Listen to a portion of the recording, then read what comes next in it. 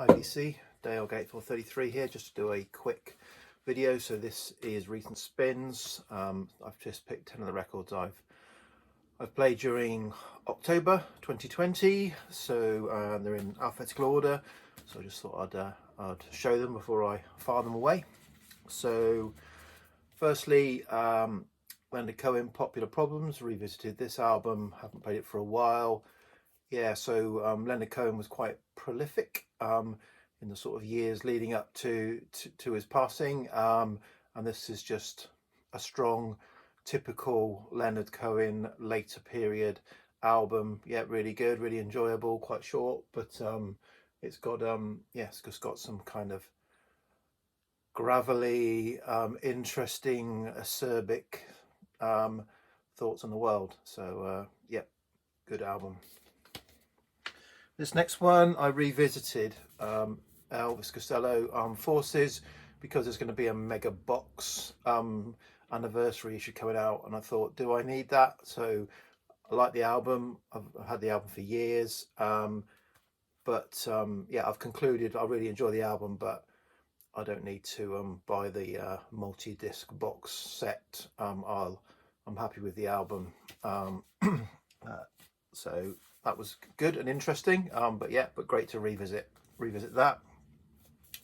So this next one, this is not the original, so this is Donovan, A Gift from a Flower to a Garden. So this is a double album, comes in a box.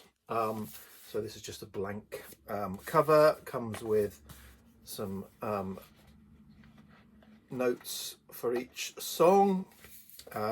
So why is it like this? It's like this because I bought this from a car boot sale a couple of years ago, and the discs are fine. They're probably strong VG, really enjoyable.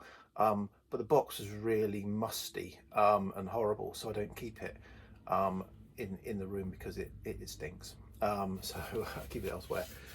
So yes, this is a double album. So it came in a box rather than a gatefold originally, and both albums are really great. I don't have a lot of Donovan. In fact, this is my only Donovan album that I've got on vinyl. Yeah, so the first album is a nice pop psych, poppy kind of record, first record, and the second record is a beautiful kind of folky, I think it was for children, delicate folky album, both really strong. I think Donovan gets a bit of a bad rap as being a kind of Dylan copyist, when actually I think is much better than that. And this is a really enjoyable, both records really enjoyable to listen to. Oops. Okay, moving on.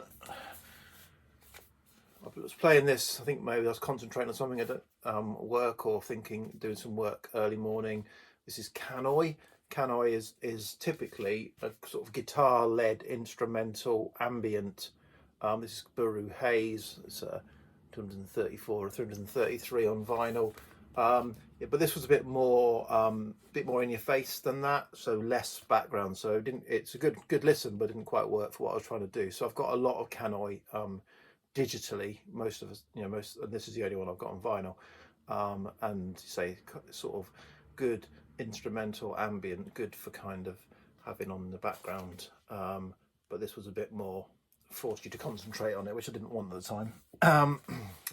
Talking of ambient, so again, this is a revisit. It's not an album I reached for in the Tangerine Dream catalogue, but yeah, gave this a spin, enjoyed it. It's also got some vocals on it, and that Canoy has vocals on as well, which I say is unusual. It's normally instrumental, but yeah, solid. Not their best, but a solid Tangerine Dream album from '81.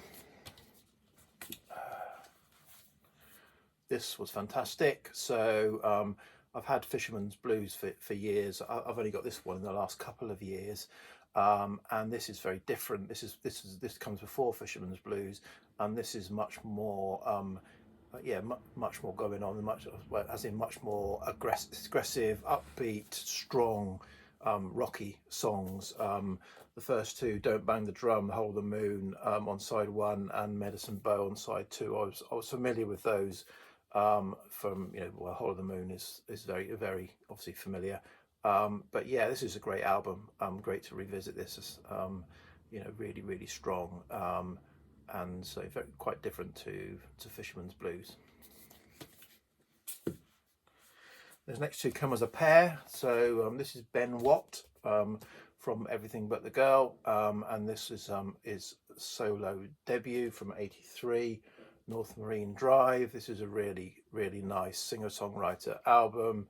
Obviously quite kind of is developing at the point, so it's not the fully formed, but it's certainly interesting, and you can see where he was going and where perhaps the early Everything But the Girl came from.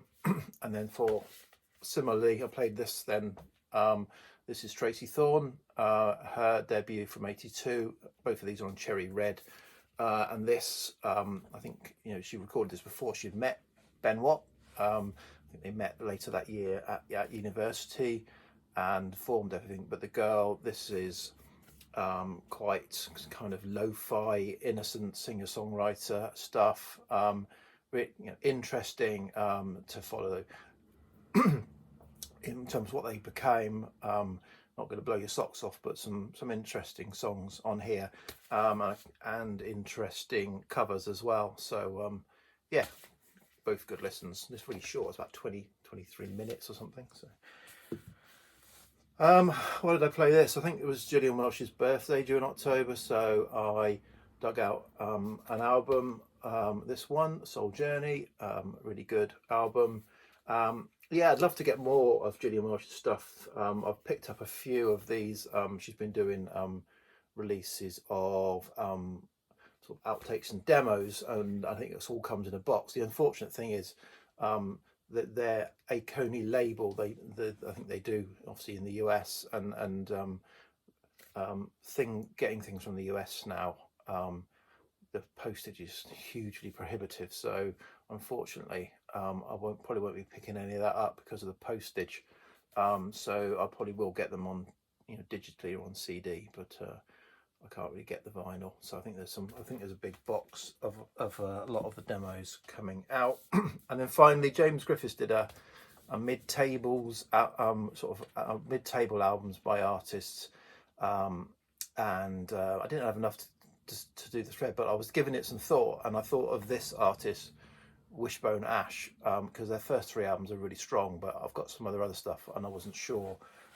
Revisited this. The album's pretty good, much better than this cover. This is a Hypnosis cover that's a little bit, I think, a little bit weak in terms of, you know, they call the album There's the Rub, which I'm not exactly sure why, and therefore they've got a cricketer rubbing a cricket ball on his whites. I can understand that analogy, but I can't understand why they call this in the first place. So it's not the best cover in my view, but I might be missing something in the messaging.